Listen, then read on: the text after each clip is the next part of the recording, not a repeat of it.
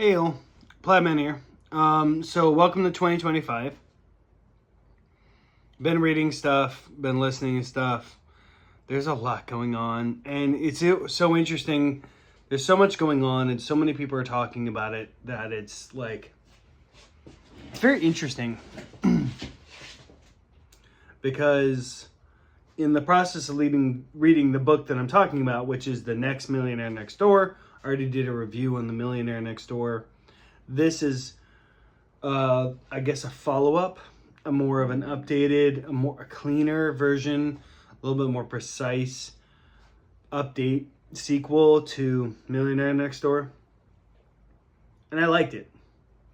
But in reference to what's going on in the world, it's fascinating because there's so many people talking about it and so many people focused on it. And while I think it's important to be attentive to what's going on in the world, because frankly, it can affect you, I do hearken back to this interesting metaphor, if you will, where there's bombs flying and invasion happening and in the Middle East. And meanwhile, all this is happening, and this guy is in McDonald's ordering a hamburger and sitting down and watching football. Even though less than a mile away, bombs are dropping. That's what he's doing. He's in McDonald's, ordering a hamburger and watching football. Soccer. Whatever. They call it football there. And in my opinion, it's important to know what's going on. Like, I look at my boss and I see that he pays a little bit of attention to what's going on, but he doesn't really know. And I also look at my boss and I think about, while I'm reading this book, all the things he isn't doing and just is not smart about. And it's part of it's frugality, and like he'll go out with the fam and whatever, it's not that he's like a spendthrift, or super spender, but like there's numerous iterations of him not being very thrifty with his money. And it manifests in this situation where he's been in business for 20 odd years, 30 years, and he's kind of getting to the point of okay, F this, I should just work for somebody else. Because the expense, also living in California, the expenses and all this stuff. So I have that while I'm reading this book as a metric. And then I'm also looking at my parents who, if they haven't read this book, they've listened to and gone to many a Tom Robbins thing, many a other conference about what to do, what not to do, whatever. And I would consider my parents both very, very thrifty. And frankly, they did a very good job of being able to live in nice houses, living in LA, and make the best of them, and within their budget, and do a good job, and frankly, do a good job throughout all my childhood. I'm very impressed. And even later, they did a good job finding this other house in Palmdale and whatever. But my parents never got to millionaire status, despite their abundant going out and trying to get the information. They never seemed to really apply it correctly, and therefore they didn't really apply it to their kids correctly. So one of my sisters is hyper frugal. She clips coupons, and hey, if suddenly this soap is 50 cents instead of $1.25, she'll buy 5 of them and stuff like that. And it gets a bit manic because you're like, why do you need so much soap? That's kind of ridiculous. Well, it's going to take you 6 months to go through all that soap. Now, there is some value to that, but it's also it's a fun balance. And then I have other people that I know where it's their wife makes tons of money and the husband makes less money, and they're kind of living this happy life. It's this workable life. And I don't know where I stand in this. I don't know. It's an interesting thing because I see my wife's family, and I don't want, in case my wife sees this, she's annoyed. I see my wife's family, and they're both, one works for the government and one works as a driver, and they're both hard workers, have been working forever, and they make enough money to live, and then enough money to go a couple times a year to like Laughlin or Vegas or whatever, and kind of like, and that's cool, that's admirable, but I worry about their future, and are they going to have money when they retire? I don't know. I don't think so. I don't think it's part of her lexicon. So that is kind of another thing that a friend of mine and I are kind of dealing with. We're both reading these books, and we're like, how do we tell our spouses about this? How do we get our spouses involved? Because one key thing that keeps happening in both the Millionaire Next Door and the Next Millionaire Next Door, which is what we're talking about, is this idea that the husband and wife are both on the same thing. They're both, like, the wife is arguably more frugal than the husband. There's even a story about the husband who sold his business and gave his wife $8 million worth of stocks. And she just continued cutting coupons and said, thank you, I really appreciate this, and just continued doing things as if it was normal. And in a way, I feel like every dude kind of wishes that for their wife. Like, be frugal, handle that kind of stuff. Let the man kind of do the crazy things, and the woman just like hold the fort. Which is, frankly, historically accurate. That's kind of how history is. That's kind of how it's gone for a long, long time. So it's kind of a weird thing. I really enjoyed the book. I mean, for those of you who don't know, it's called The Next Millionaire Next Door. It's written by Thomas J. Stanley and Sarah Stanley Fallow. I'm assuming it's husband and wife. And Thomas, his dad, wrote Millionaire Next Door. I almost like this book more than the other one, because the other one was kind of dated and it didn't really fit in. This one's more of the last like 8 years, so it fits better and it's a little more streamlined. So I really appreciate it. And I'm planning on reading, there's a couple other ones that I plan on reading.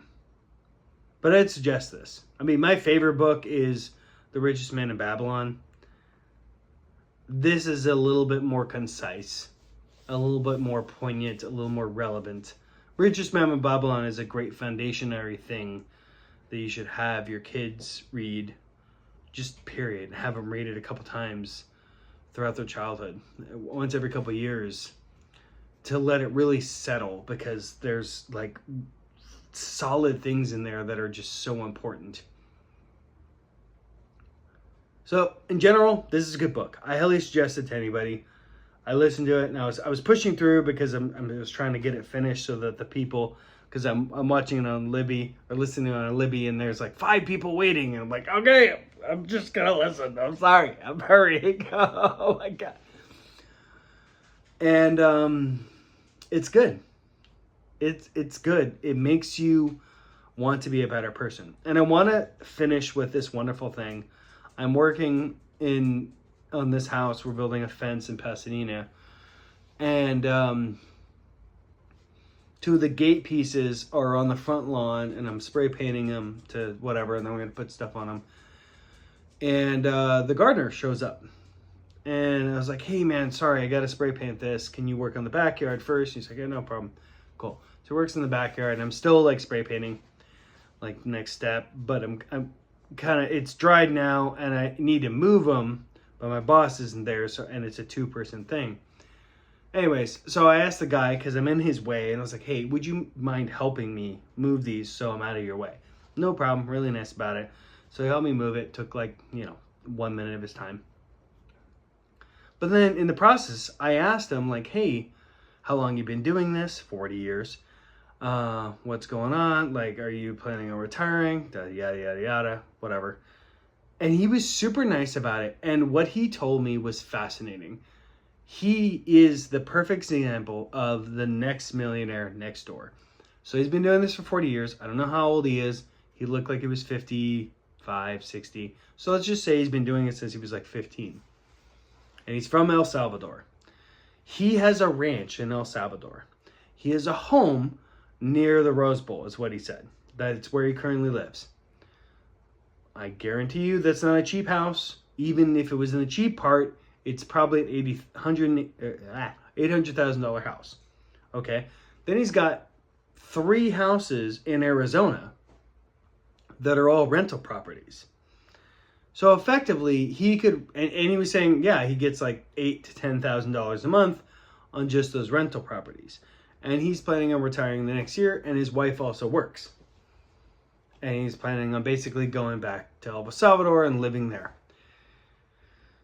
Now, the vehicle that this guy's operating, even though he's making all this money, he could have one of the newest trucks easily. He's driving like a 1980s truck in good condition. It looked fine. It didn't look all beat up. But like one of those smaller trucks, just enough to put all your gardening stuff in, and that's it. But he was talking about how he not only does the normal gardening and stuff like that, you know, mowing lawns and stuff like that, but he also does chopping woods. So he has a big truck. He probably owns it himself to chop up the trees and you know, cutting all that stuff. He does the whole thing. He does all the stuff. And he's like, yeah, no, I love that, because sometimes it's like I make 1,000 in a day, as opposed to what he would make normally with gardening, which is maybe 1,000 the whole day. I have to go to 8 spots. And this is a guy who has worked and worked and worked and has found, okay, I have this niche. Oh, hey, you need that? Okay, let me figure out a way to do that, and then do that. And find a way to make himself available for his clients. He spoke great English with an accent and whatever, but like great English. Clearly, English is not his first language. And he was striving to present the best that he could.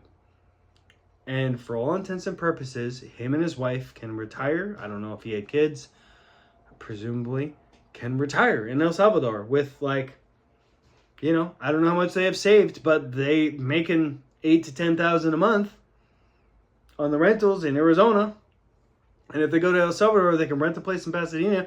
That's another $4,000 a month. I mean, if you just sold all his real estate, I guarantee you he'd be worth $5 million, if not 10, depending on the real estate. And that's excluding the El Salvador stuff. And I'm just like, oh my God, while I'm listening to this book, and it was close to the end of the book, I'm having this brilliant moment of like, I just met this guy. I just met the next millionaire next door. This guy is just, he found his thing, and he just worked really hard at it, probably worked 60-hour weeks, 6 days a week, and just jammed and was successful. And he's there with just, you know, coat and well-worn hands, and, you know, he's got the stuff, and he's just like, yeah, no, I work.